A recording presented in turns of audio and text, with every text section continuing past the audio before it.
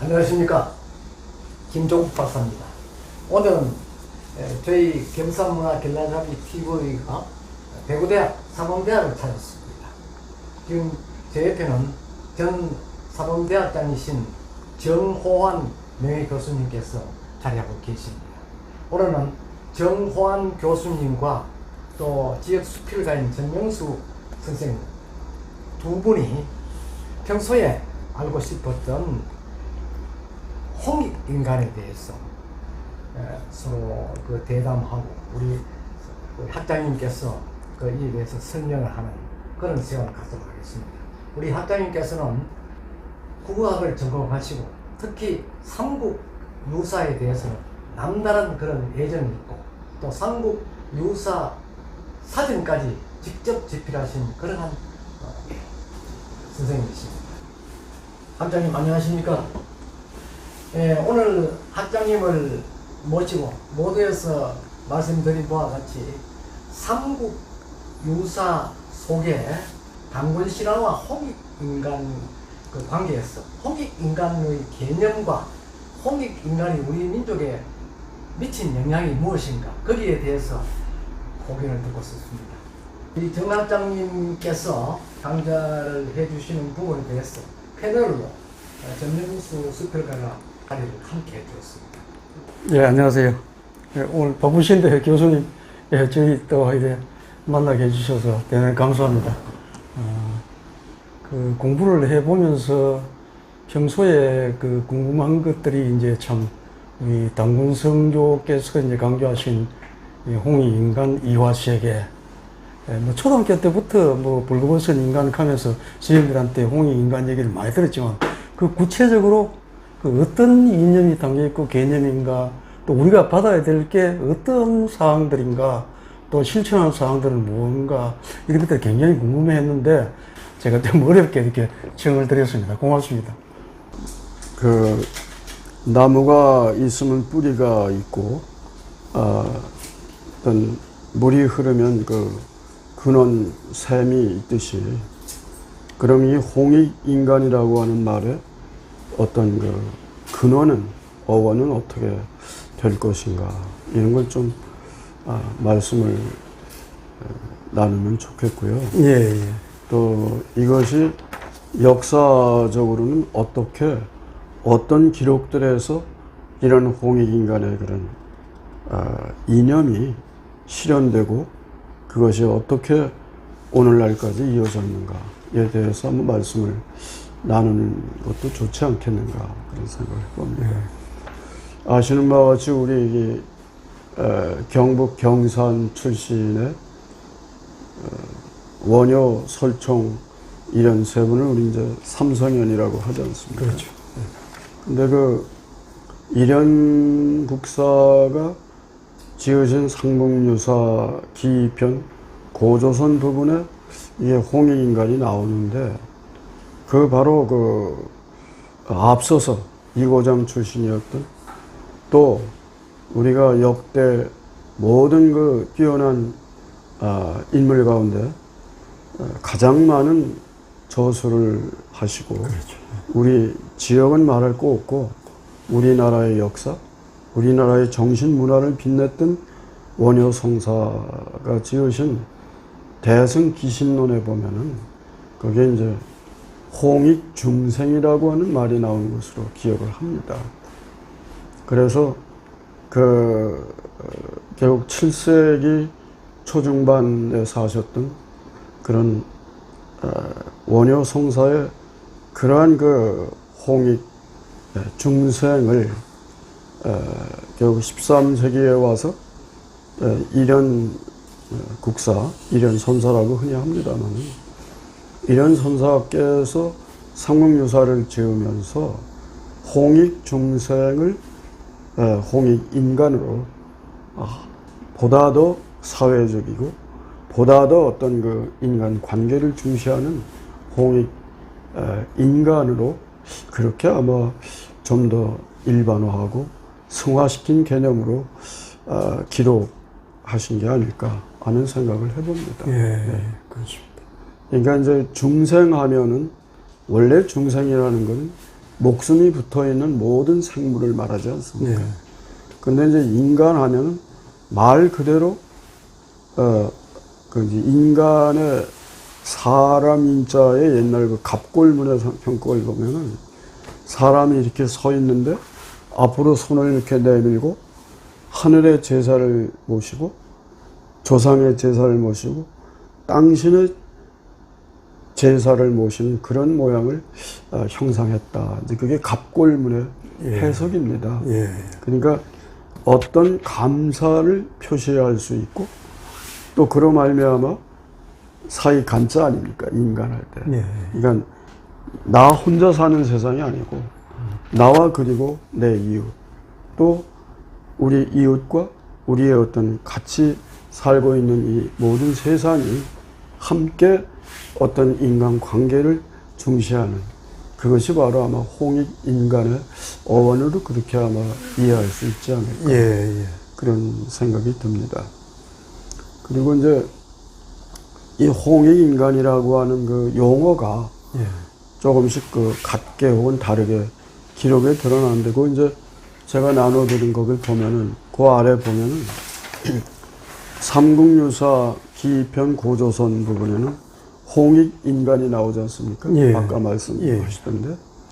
그리고 이것이 이제 일현 선사와 같은 시대에 사셨던 그 이승유 선생의 제왕운기를 보면 똑같은 홍익인간이 나오는데 그 옆에다 감탄사를 나타내는 그 어조사 여자를 붙여서 홍익인간여 예. 뭐 같은 말이죠. 여는 뭐 위대한 홍익인간이여라. 위대한 홍익인간 뭐 그런 뜻으로 예. 봐야겠죠. 강조하고 감탄하는.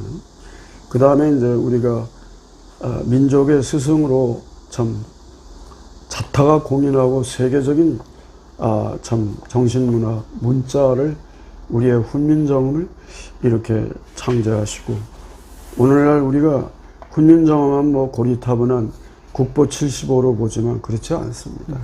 지금 우리가 모두가 5천만 국민 가운데 거의 뭐 4천만 개 이상의 스마트폰을 다 갖고 있지 않습니까? 그렇습니다. 그 사람들이 주고받는 문자 이게 다 한글 아닙니까? 예. 그 한글의 뿌리가 훈민정음 아니에요? 그렇죠. 그게 국보 70호이면서 훈민정음 해례본이 예. 예. 그게 이제 세계 기록문화유산으로 유네스코에서 지정했단 말이죠. 그렇죠. 네. 그러니까 오늘날에도 세종시대에 만든 훈민정음이지만 오늘날에도 매일같이 우리가 문자를 주고받고 하는 이 20넉자, 원래는 28자 아닙니까? 예. 이 20넉자를 통해서 우리가 문자 생활을 하고 그로 해서 사회생활을 원만하게 할 수 있고 더 나아가서 우리가 어떤 공감대를 이루는 홍익인간의 세상을 만들어갈 수 있지 않을까 하는 참 해석이 가능할 것 같습니다. 그 다음에 이제 그 응제, 세종실록 지리지에 보면은 용어가 조금 바뀌긴 했어요.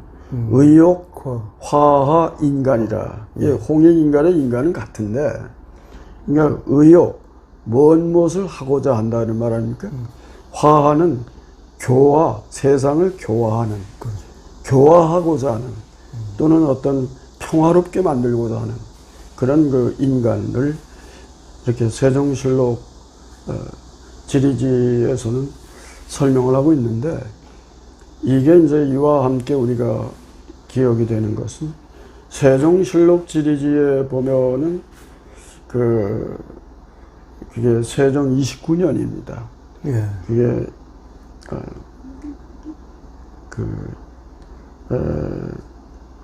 평양에 단군 사당을 별도로 만들어 놓고 이제부터 우리는 단군을 우리의 국조로 모신다.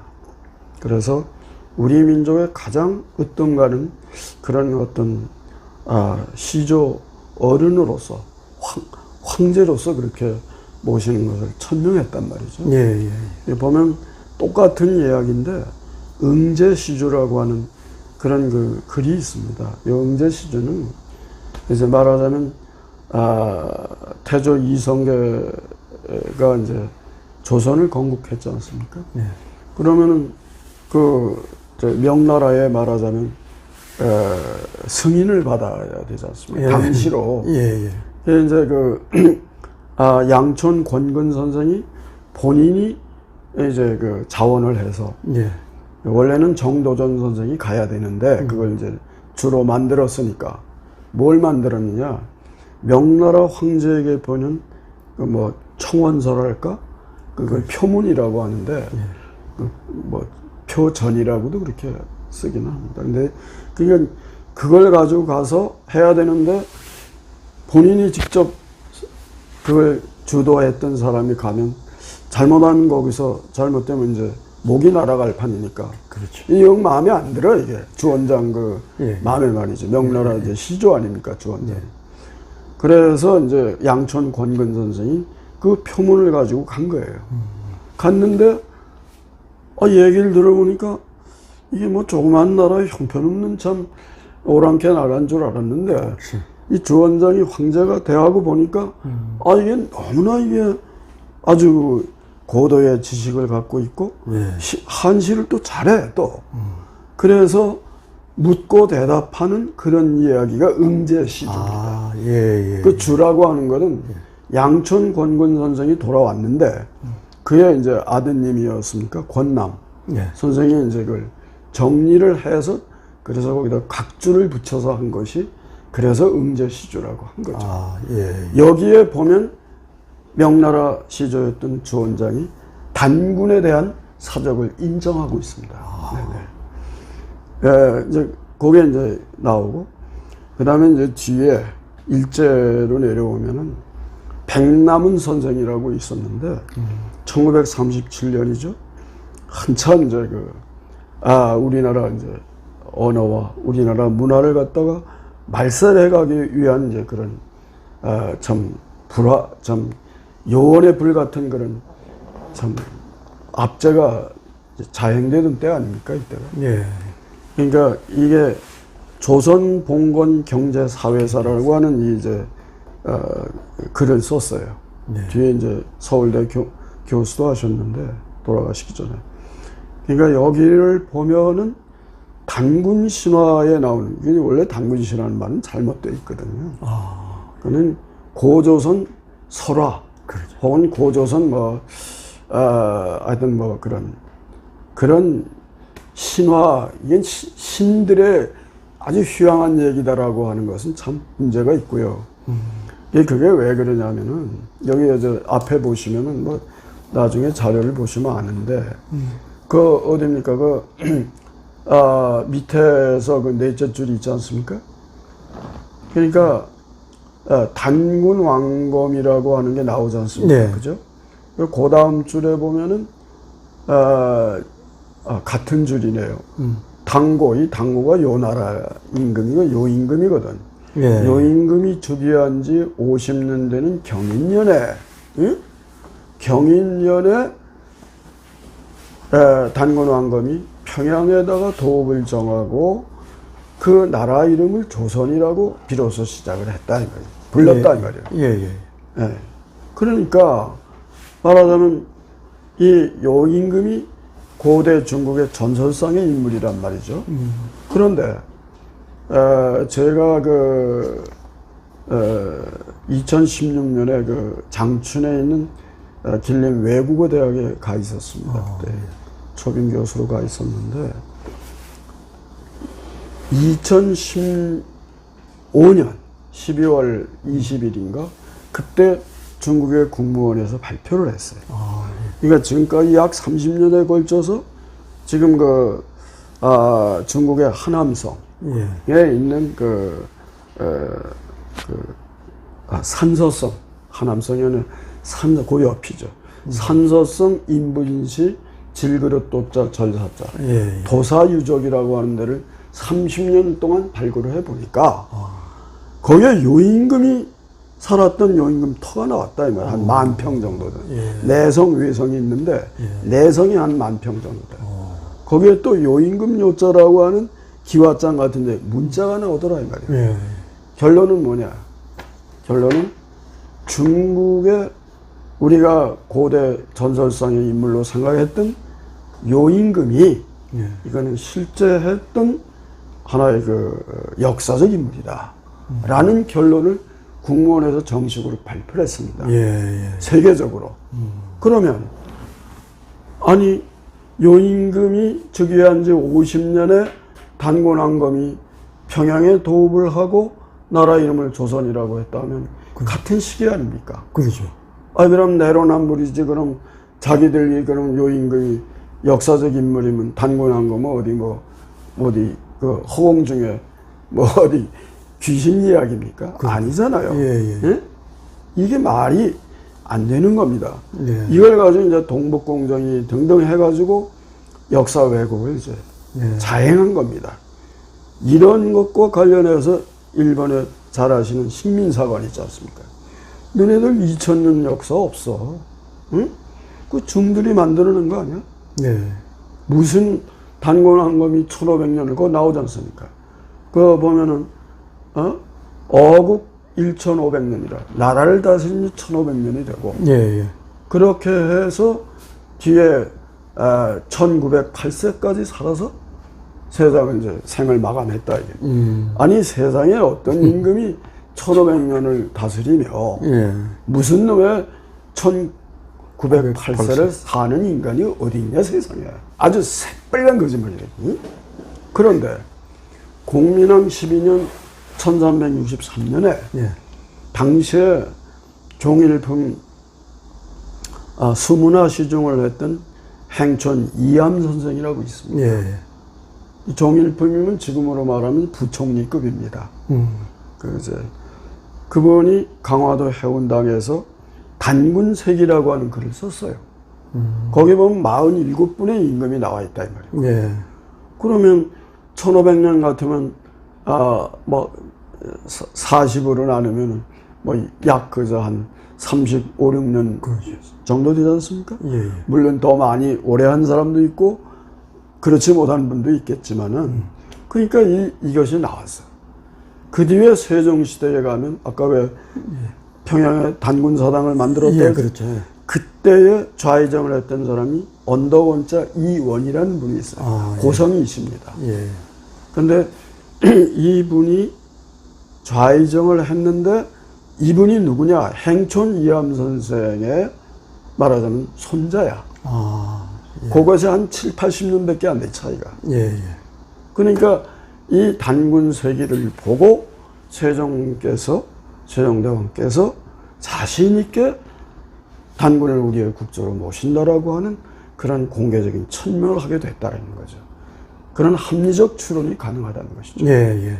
그게 또 세조가 10월달 초순에서 중순까지 한 12틀 동안을 신하들을 데리고 단군 사당을 찾아서 거기 가서 분양 재배를 하고 왔다 이거예요. 예. 그러면 이런 것들이 다 그럼 우리의 역사는 말짱 헛겁니까? 아니잖아요. 아니죠. 이게 아주 좀 엄청난 얘기입니다. 그래 이제 백남원 선생의 조선 봉건 경제사회사에 보면은 곰 얘기 있잖아요. 곰. 예. 곰이 옛말은 고마거든. 그래. 고마. 예. 오늘날 우리 고맙다 그러잖아요. 예. 그 고맙다의 고마가 곰이라는 얘기거든. 예. 단군의 어머니 아니에요. 웅녀 아니에요. 예, 그렇죠. 고맙다의 비읍다는 전미사인데 같다는 뜻입니다. 그게. 그러니까 단군으로 말하면 나의 어머니의 은혜와 같고 부모가 돌아가시면 조상신이 되잖아요. 예. 조상신의 은혜와 같고 그걸 일반화하면 하느님의 은혜와 같다는 얘기 아니겠습니까? 그러니까 이제 지금도 우리는 그때 시대의 말을 쓰고 아직도 그런 지명에 그런 게 남아있다는 거죠. 예. 이 팔공산 있지 않습니까? 예. 이게 원래 공산이잖아요. 그렇죠. 거기 보면 능성제 아시잖아요. 예. 그 곰능자가 곰능이라고도 하고 자라내라고도 하고 별 이름 태라고도 합니다. 능자를. 예. 곰치째예요, 곰치째. 예. 또 공주에 가면은 이제 곰나루가 있어요. 그걸 고만나루라고 합니다. 또 백두산은 있지 않습니까? 예. 상유사 고구려 쪽에 보면은 그걸 웅신산이라고 돼요. 곰자. 예. 그러니까 말하자면 곰을 토템으로 하는 종족과 그렇지 않은 어떤 쇠나 사슴을 그 토템으로 하는 그런 종족들이 서로가 어울려서 하나의 나라를 일으키고 한 것이 고조선이 아니겠나는 그런 그 학설을 연구 논문으로 쓴 사람들도 있습니다. 네. 어쨌든 이 곰을 이 백남훈 선생님 경제적인 가치를 보면은 큰 곰을 한 마리 잡으면 이제 우리 조상들 가운데는 춥고 눈 많이 내리고 이제 시베리아 벌판 같은 데서 살았던 그런 종족이 있단 말이에요. 우리 이제 북에서 이제 내려왔다라고 보면은 그러니까 그 곰 한 마리를 잡으면 거기에 그 이제 말하자면 고기는 뭐 말할 것 없이 뭐 5달, 6달 되니까 겨울이 추운 겨울이 동토 아닙니까? 툰드라지요. 이거 거기서 겨우내 그걸 이제 국도 끓여 먹고 뭐 고기도 먹고 해서 아마 오늘날 제가 볼 때는 곰탕도 그럴 가능성이 있습니다. 네네. 그게 그리고 탕 문화가 발달했잖아요. 그 옛날부터 그 추운 지역에 다 깡깡 얼어붙는데 그걸 어떻게 먹습니까? 그렇죠. 끓여 먹어야 되잖아요. 안 끓이면 또 세균이 많잖아요. 그러니까 그런 곰과 관련한 그런 경제적인 가치가 있다. 그 뼈는 뭐 하느냐? 뼈가 강해. 곰 중에 제일 강력한 곰이 불곰 아닙니까? 그 불곰의 뼈는 그 이제 이렇게 눈이나 뭐 얼음집을 이제 이글루라고 그래서 얼음집을 만드는데 그런 그 곰 뼈를 가지고도 이렇게 그 이제 하나의 기둥 비슷하게도 썼고 또 강력하니까 외적이 쳐들어와. 그럼 그걸 무기 삼아가지고 쳐냈다 이 말이야. 또 가죽은 곰 가죽 있지 않습니까? 또 곰 털 있잖아요. 그게 얼마나 또 고급 좀 요즘 얼마나 많은 비싼 돈을 줘야 삽니까? 그러니까 곰이 얼마만큼 곰을 확보하느냐에 따라서 그 곰을 토템으로 했던 종족이 생존에 문제가 있었다라는 것이 이 조선 봉건 경제사회사의 백남훈 선생의 그런 곰의 경제적인 가치가 이제 여기도 나와 있단 말이죠. 그다음에 이제 뒤에 와서 뭐 백남준 선생이라고 뭐 아마 문교부 장관도 하셨나 그랬을 겁니다.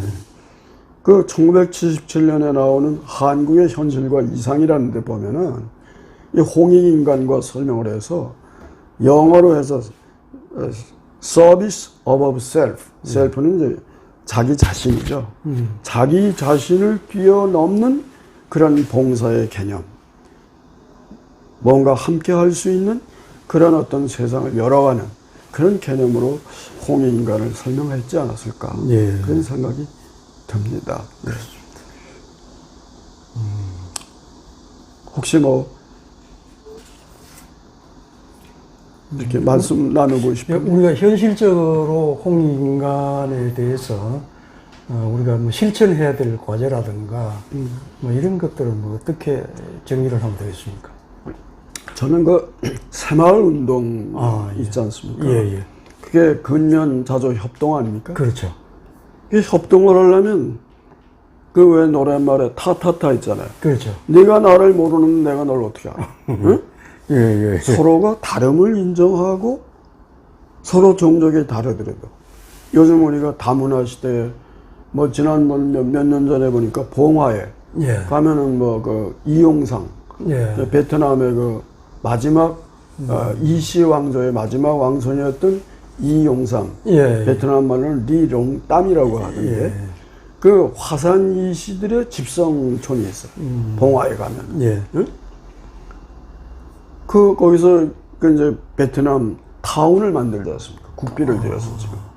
그런데 그게 보니까 우리나라에 와서 지금 외국인 베트남 이주 여성, 며느리들이죠. 12만이랍니다. 지금. 그 애들까지 치면 벌써 20만이 넘잖아요. 그렇죠. 예? 그 다음에 아들만 있습니까? 딸 있고 손자 있을 거 아닙니까? 그 사람들은 애들을 보통 2명, 3명 낳는 거는 그거는 상식입니다. 맞아요. 우리는 오늘날 뭐 결혼해도 애도 안 낳고 그러니까요. 완전히 인구가 쫄아들잖아요. 맞아요. 베트남은 인구가 늘어요 지금. 예? 맞습니다. 제가 그 몇 년 전에 잠시 그 타이완 대학에 가서 좀 있었습니다. 한 학기 정도 있었는데 예. 거기는 우리나라하고 문화가 달라요. 어린애들 데리고 와요 직장에. 오면은 엄마가 없어도 아빠가 없어 다른 사람들이 다 걔 뭐 물 달라면 물 떠다 주고 예. 뭐 먹을 거 달라면 먹을 거 갖다 주고 그래요. 예, 우리가 배울 점이 많더라고요.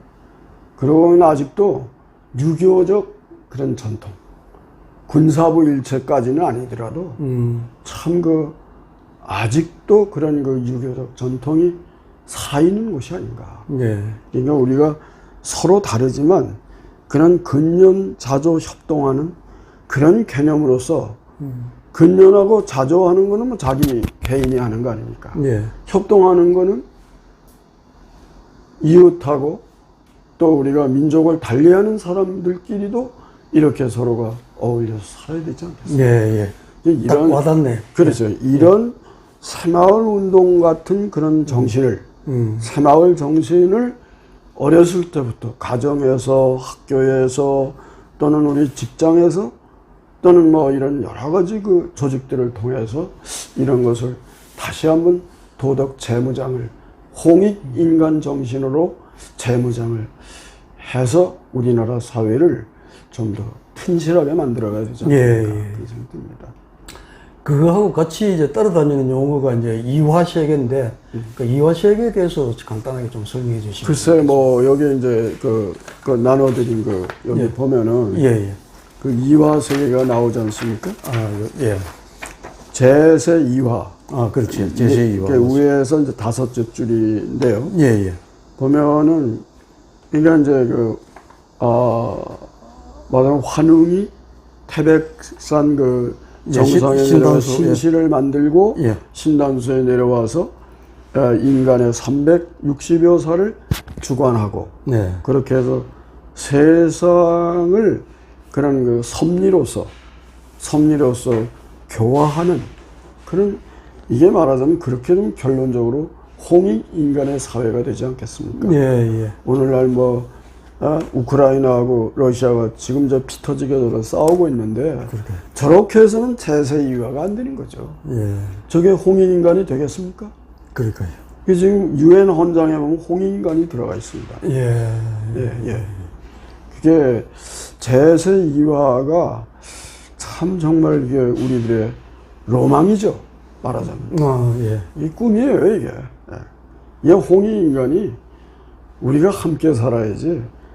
뭐 예를 들면은 지금 유럽은 보면은 유럽 여러 나라가 있지만은 유로와 돈도 같이 쓰고, 비자 하나 가지면 유레일 해가지고 다 단지 않습니까? 그렇죠. 예. 관세 없이 주고받고. 그렇죠. 그러니까 물가도 비교적 그렇지 않은 데 비해서 안정될 거 아닙니까? 우리도 마찬가지죠. 중국이 뭐 14억 된다고 자랑할 게 아니고, 그 같이 더불어서 사는 그런 홍익의 정신을 발휘함으로써 예. 중국이나 한국이나 일본이나 인도네시아가 대만까지 한다면 이게 같은 돈을 쓰고 같이 관세 없이 물건을 주고받고 하면은 훨씬 세상이 좀 그래도 좀 나아지지 않겠습니까? 예. 맞습니다. 그런 점으로 우리가 이제 생각해 볼 수 있는 고맙습니다. 딱 그 말씀이 딱 와닿습니다. 이제 홍익인간 그 용어 자체를 지금까지 저는 저 어디 멀리 있는 걸로 이렇게 이제 늘 생각하고 궁금해 했는데 오늘 설명을 들으니까 쉽게 말해서 개인주의 사회에서 사는 우리들이 함께 더불어 산다는 거.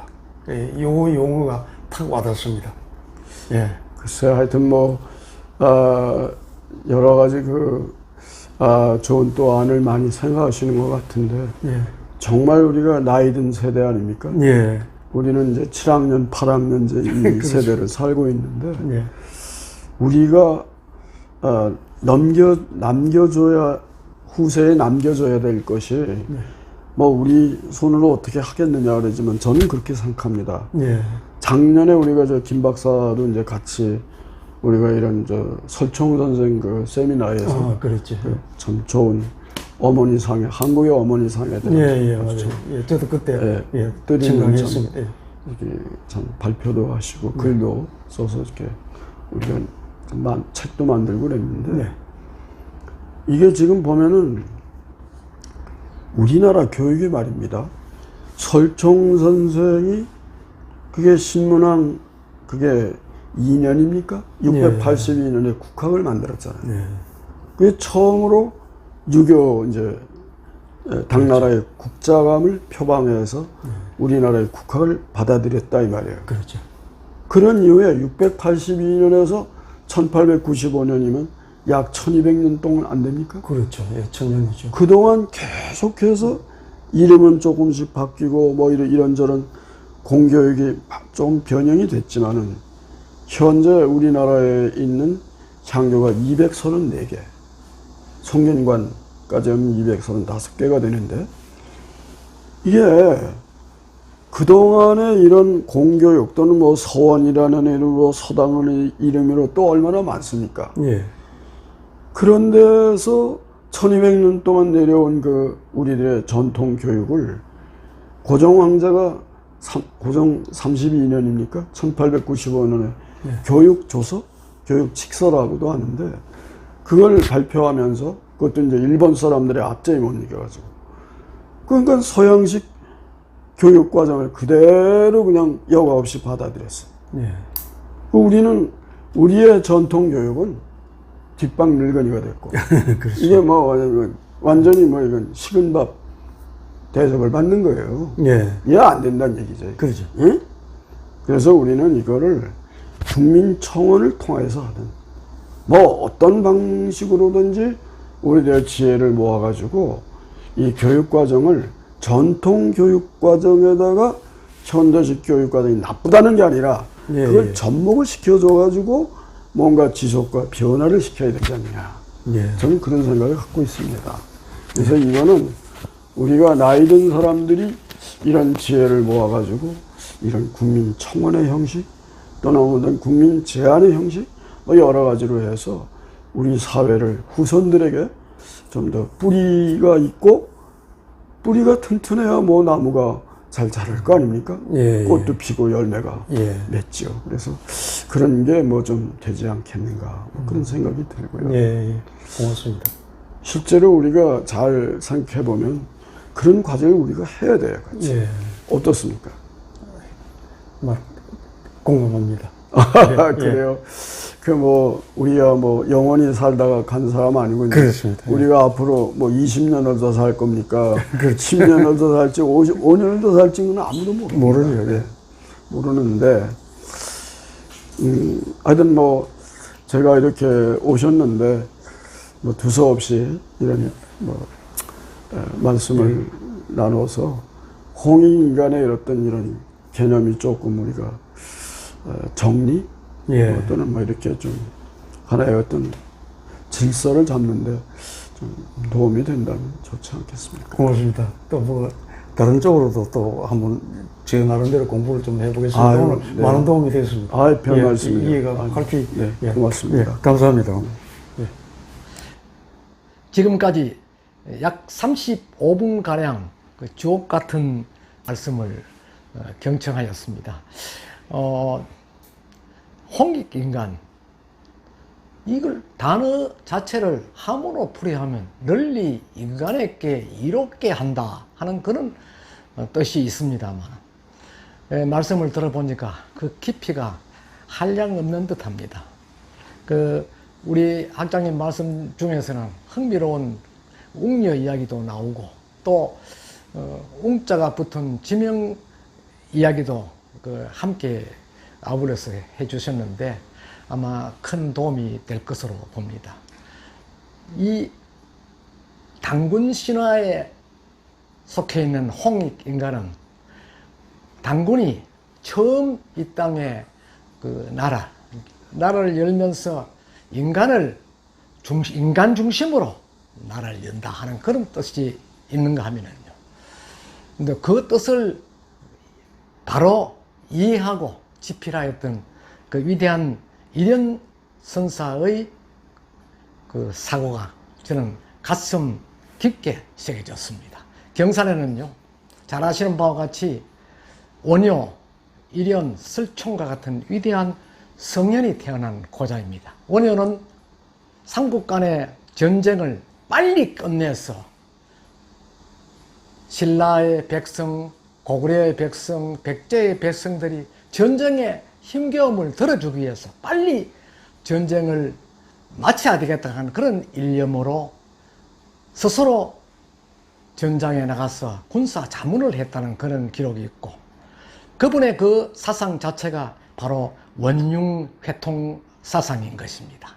그리고 설총 선생은 잘 아시는 바와 같이 삼국사기에 보면 화관계란 부분이 나오는데, 역시 백두홍과 장비를 주인공으로 해서 임금을 꾸짖었다 하는 그런 내용이 있는가 하면요, 훗날 향교를 열고 많은 사람들에게 눈을 밝게 해주는 그러한 어떤 정신이 바로 이런 선사의 홍익인간에 버금가는 그런 어떤 사상이 아니겠느냐 하는 것이고, 또 설총 선생의 그 깊은 정신은 바로 오늘날 선비 정신의 모태가 된 것으로 보아지고 있습니다. 그래서 일현과 원효, 설총이 태어난 이 고장은 곧 인간 중심, 다시 말해서 인간을 넓게